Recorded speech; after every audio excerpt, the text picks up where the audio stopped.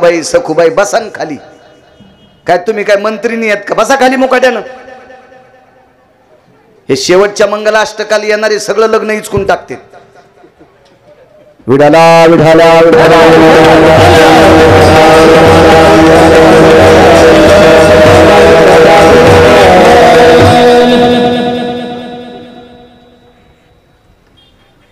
एका चिमुकल्या बालकाला ढकलून दिलं.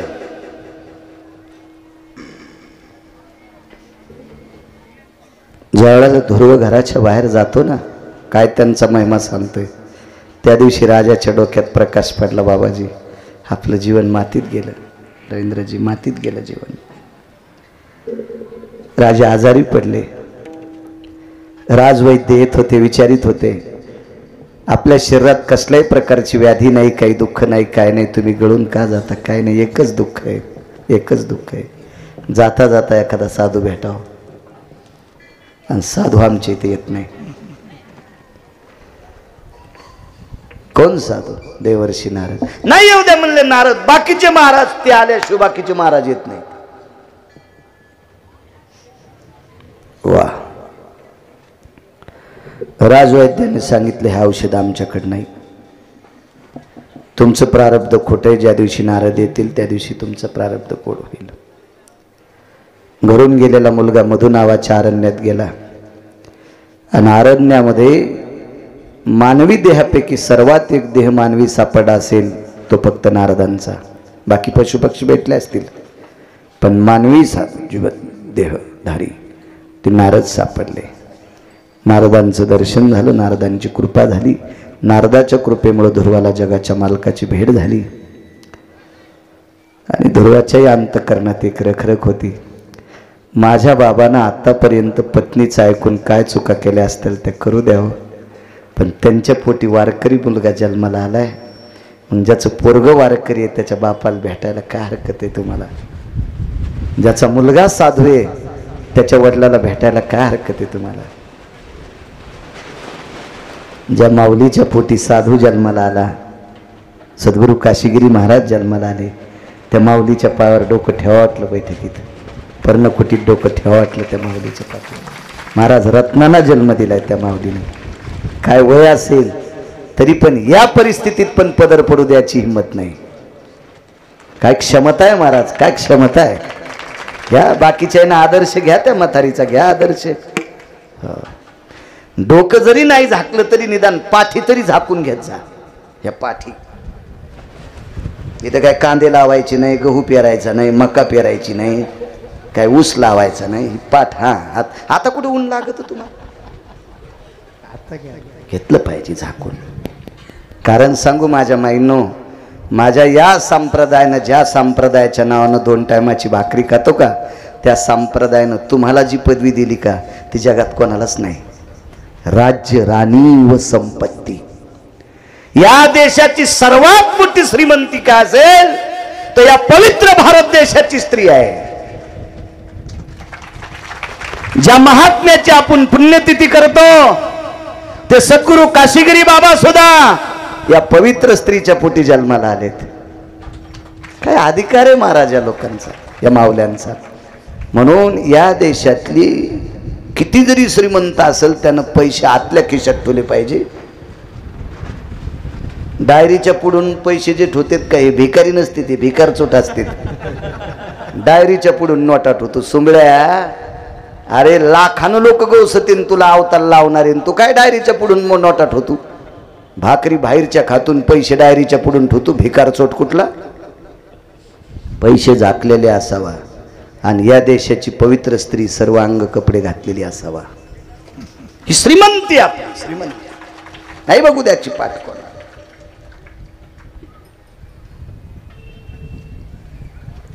पूज्यश्री देवर्षी नारद गुरुवर्य भेटन माझ्या बाबाला. नारदानं सांगितलं, दुर्वा तू म्हणायची काय गरज आहे, तुला घेऊनच नगरीत मी जाणार आहे, तुला घेऊन नगरीत जाणार आहे. नारदांचा संदेश सर्वत्र पोहोचला आणि मला वाटतं तप्यांच्या झुंडी म्हणत होते पूर्वीच्या काळात. झुंड म्हणायचे, झुंड. माझ्या लहानपणी फार माहुरून झुंड आली. त्र्यंबकून झुंड आली, अशी ती प्रथा होती म्हणण्याची. आणि यायचे 5-25 साधू यायचे मारुतीरायाच्या मंदिरात अधिष्ठान, भिक्षा व्हायची गावात आणि शंख स्फुरण व्हायचा. इतका शंखनाद व्हायचा असं गावाचं प्रत्यक्ष काशी झाली असं वाटायचं, प्रत्यक्ष वाराणसी, प्रत्यक्ष पंढरी असा शंखध्वनी व्हायचा. अशा झुंडीची झुंडी त्या नगरीत पोहोचल्या. मुद्द्यावर येतो आपल्या अभंगावर. उत्तानपाद गावाच्या बाहेर नेण्याकरता आले. गुरुवर्य डोंगरोजी महाराज फार सांगायचे गोडसर. श्रीमद भागवतातलं नाविन्यपूर्ण रत्न गुरुवर्य डोंगरोजी महाराज, रामचंद्रजी महाराज डोंगरोजी. मला पाहायला नाही भेटले, पण मी त्यांचं लिखाण वाचतो कधी कधी. चांगल्यांचं वाचत जावा, फार गोड सांगतात. दुर्वाला नेण्यासाठी बाहेर आले. प्रत्येक महाराजांनी उत्तानपादाच्या अंगावर फुलं टाकली. उत्तानपाद रडू लागले. नारदानं कडकडाटून मिठी मारली, नारदाच्या खांद्यावर मान टाकली. उत्तानपाद रडत होते. पूज्यश्री स्वर्गात आहे, मी सत्य लोकात आहे, मी गोलोकात आहे. आज माझं जीवन सफल झालं. जीवन तुम्ही साधू लोक माझ्या नगरीत आलात. कारण काही नाही म्हणे. मुलाला विचारलं ध्रुवाला, बाळा काय करून आलास? काय नाही, देवाला भेटून आलो. उत्तानपादाने विचारलं, ध्रुवा जगाचा बाप भेटला? जी बाबा, विश्वाचा बाप भेटला, मालक भेटला. कृपा कोणाची? देवर्षी नारदाची. साधूच्या कृपेमुळे इतक्या कमी वयात साधना प्राप्त झाली. जगाचा बाप प्रत्यक्ष मूर्तिमंत पुढे वरायला, कानाला गालाला शंख लावला, डोळे उघडले, चतुर्भुज जगाचा बाप पाहला. ध्रुवाने आढळपद प्राप्त केलं. इतकं सोडून द्या. वडिलांनी विचारलं, ध्रुवा एक बोलू तुला? तू जन्माला आला त्यावेळेस पासून विरळा होतास रे. तुझ्या आईचं पुण्य होतं. याच्याकरता तुला नारद प्रत्यक्ष भेटले, देवही भेटले. हजारो पत्र पाठवून नारद पत्राचं उत्तर देतच नव्हते, येत नव्हते, पण पत्र जशाल तसं वापस करत होते. पत्र त्यांच्या आश्रमात मधु अरण्यात त्यांनी ठेवलं नाही. आणि ते देवर्षी नारद लक्षावधी साधूंना घेऊन आलेत. ताकद काय? काही नाही म्हणले बाबा, याच नारदांची माझ्यावर कृपा झाली. तुम्ही विचारून घ्या, तुम्हीच विचारा. लोटांगण घातलं, विचारलं, देवर्षी एक विचारू? मी शेवटचं पत्र रडत रडत तुम्हाला पाठिलं, त्या पत्राचा सुद्धा तुम्ही स्वीकार केला नाही. आज सर्व ऋषी मुनी योगी जपी तपी सिद्ध घेऊन आला, त्याचं कारण काय? काही नाही म्हणे, एकच कारण आहे, तुमच्या कुळात साधू जन्माला आला, तुमच्या कुळात नामधारक जन्माला आला, तुमच्या कुळात भक्त जन्माला आला. महाराज, एक भक्त या कुळात जन्माला आल्याच्या नंतर त्या कुळाला तडा गेलेलं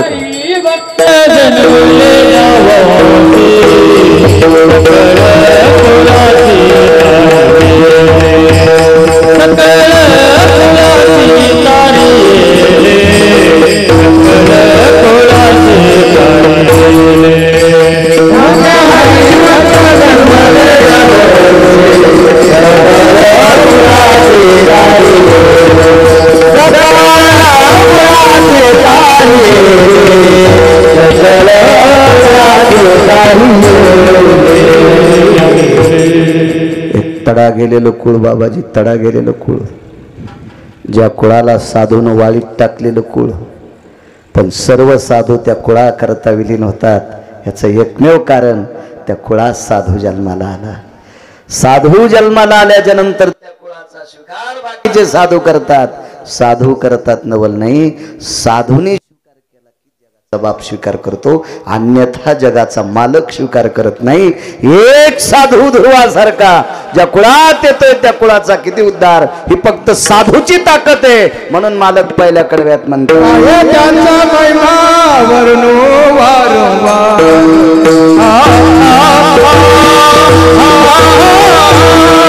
काय त्यांचा महिमा वर्णो वारंवार,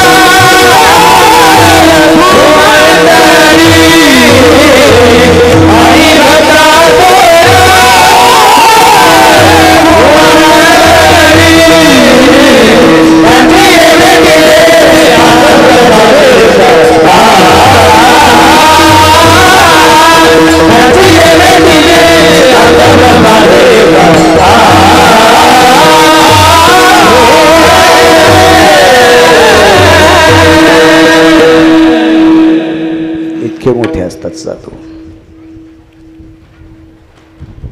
एक गाव पेटलं, गाव चारी बाजूने पेटलं. माणसं जेवायचे, वेळेचं भान ठेवून कीर्तन संपलं पाहिजे. बरोबर 1 वाजता कीर्तन संपेल, त्याच्या पुढे जाणार नाही ना अलीकडे अर्ध्या मिनिटांनी सोडणार नाही. अलीकडे सोडा तर साधूची सेवा कमी केल्याचं पाप लागल, आणि जास्त 10-20 मिनिटं पुढं सरका तर तुम्हाला त्रास द्यायचं पाप लागेल, आहे की नाही. म्हणून आपण आपल्या चौकटीत राहायचं.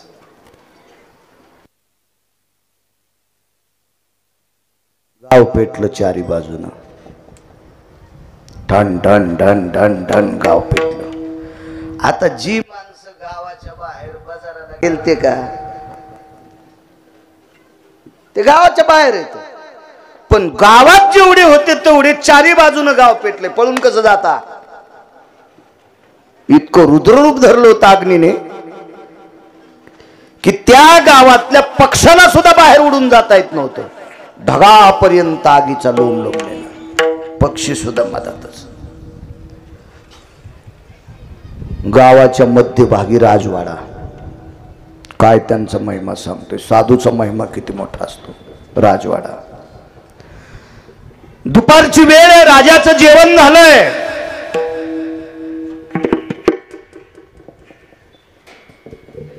त्या राजाचं डोकं त्याच्या पत्नीच्या मांडीवर आहे.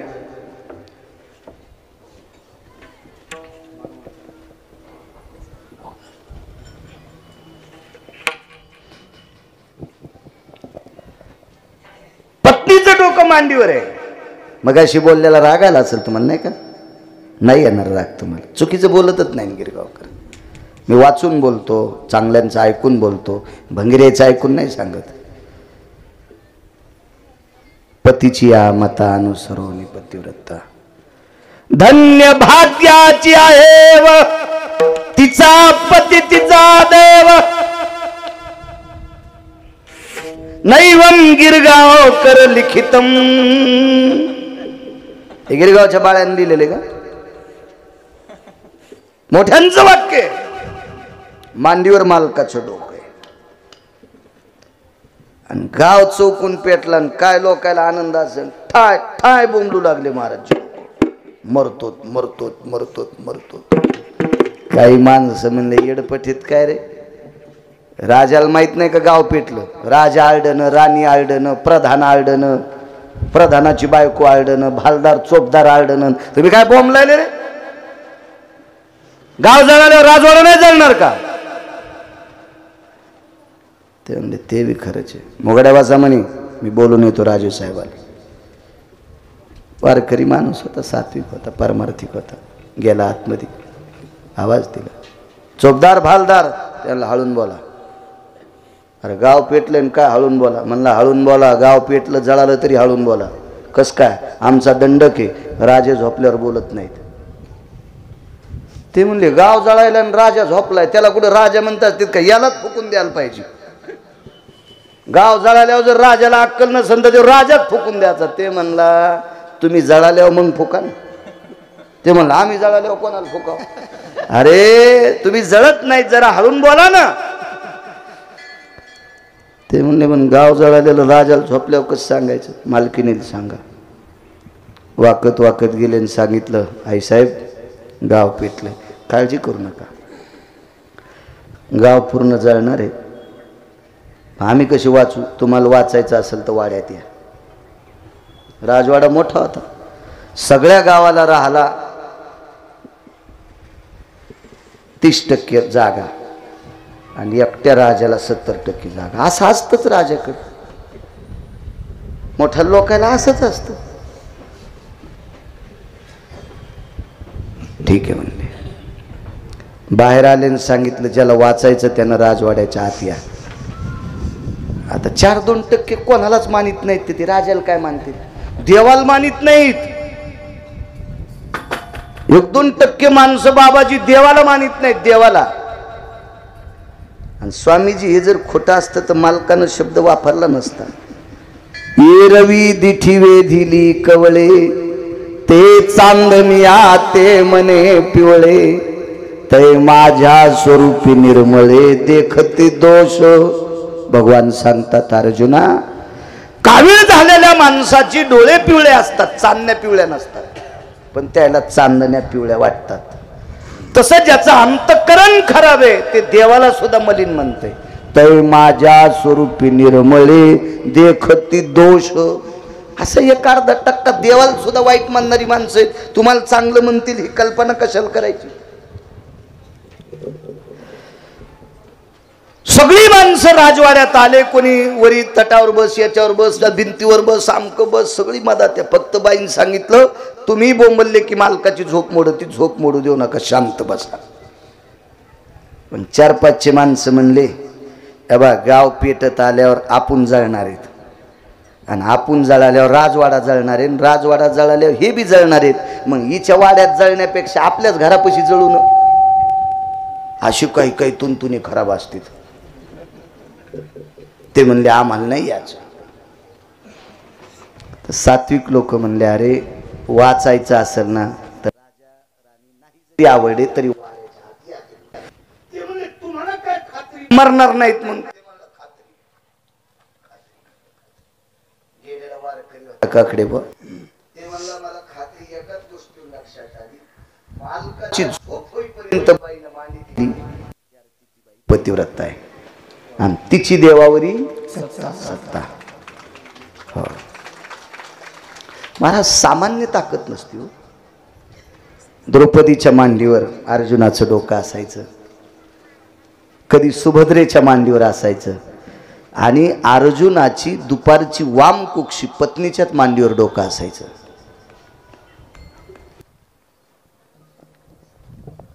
आणि ते 2, 2:15, 2:30, 2:45, 1:30 तास जितकी झोप लागन तितक्या जटा कुरवळायच्या.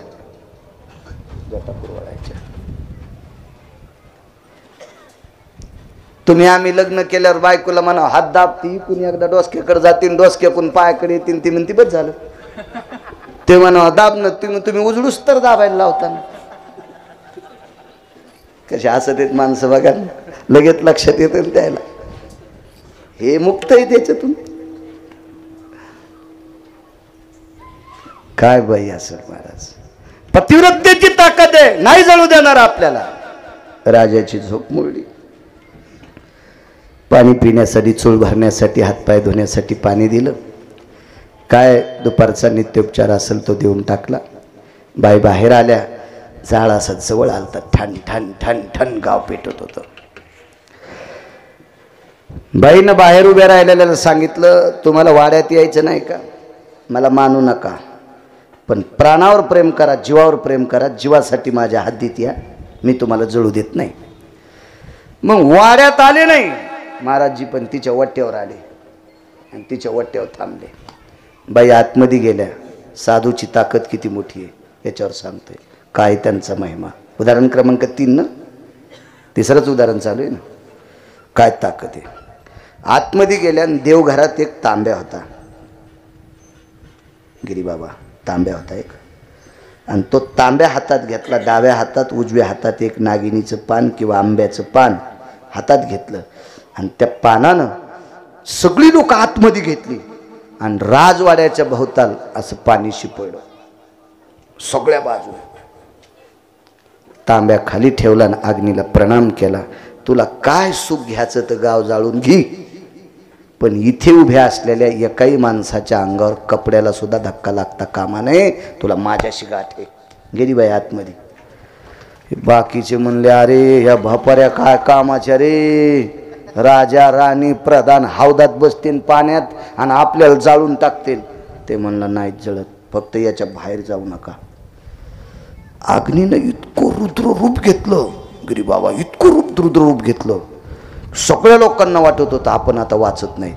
पण अग्नी जळत जळत ज्या वेळेला दयानंद बाबा जिथं पाणी टाकलंय का तिथं आल्याबरोबर अग्नी क्षीण झाला, नमला, अग्नी लोप पावला. श्रुती माता धावत आली, वर्ण धावत आली, आणि त्या मातीत आल्याच्या नंतर श्रुती लोटांगण घालत होती. लोटांगण घातलं श्रुतीनं. चौबदारांनी सांगितलं प्रत्यक्ष श्रुती लोटांगण घालण्यासाठी आली. राजाची पत्नी बाहेर आल्या, श्रुतीला प्रणाम केला. श्रुतीनं पायावर लोटांगण घातलं. काय ताकद हो. श्रुती लोटांगण घालती त्या बाईच्या. श्रुती लोटांगण घालती. आणि लोटांगण घालून श्रुतीने विचारलं माय एक बोलू. अख्खं गाव जळालं, राजवाडा जळाला नाही. मग हे लोक जर पुण्यवान असते तर यायचे घर काऊन जळाले. राणीनं सांगितलं हे पुण्यवान नाहीत, हे पुण्यवान असते तर गावच पेटत नव्हतं. मग हे वाचले कस काय. मोठी माणसं महत्व हरवीच्या